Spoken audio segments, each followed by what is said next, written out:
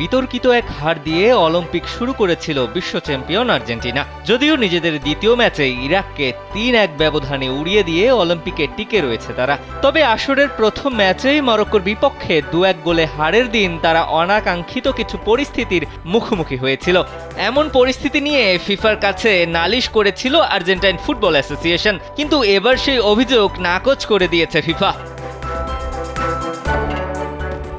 ইরাকের বিপক্ষে নিজেদের দ্বিতীয় ম্যাচে খেলতে নামার আগেই এই তথ্য জানিয়েছে এএফএ সভাপতি ক্লদিও তাপিয়া। তিনি সামাজিক যোগাযোগ মাধ্যম এক্সে জানিয়েছেন, মরক্কোর বিপক্ষের ম্যাচে বিভিন্ন ঘটনার প্রতিবাদ জানিয়ে আর্জেন্টিনার অভিযোগ নাকচ করে দিয়েছে ফিফার ডিসিপ্লিনারি কমিটি। স্যান্ডেলিনা সো, রূপচর্চায় আভিজাত্য।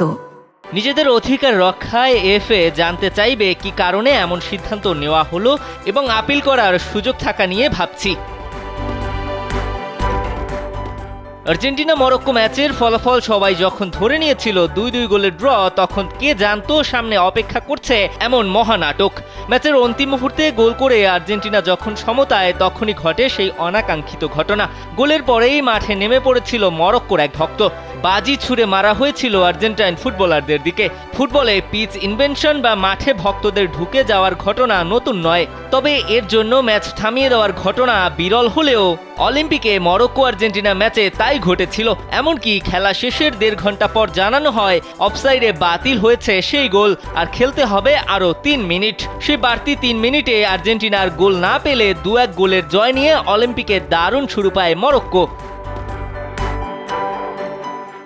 ম্যাচে ঘটে যাওয়া ওই ঘটনা নিয়ে ফিফার কাছে নালিশ করার কথা জানান এএফএ সভাপতি তাপিয়া, যেখানে যথাযথ উদ্যোগ নেওয়ার পাশাপাশি অনাকাঙ্ক্ষিত ঘটনায় দায়ীদের নিষেধাজ্ঞা দেওয়ার দাবিও জানানো হয়। এছাড়া আয়োজকদের সিদ্ধান্ত নিয়ে ক্ষুব্ধ আর্জেন্টাইন কোচ হাভিয়ের মার্চেরানো বিষয়টিকে সার্কাস বলে মন্তব্য করেন।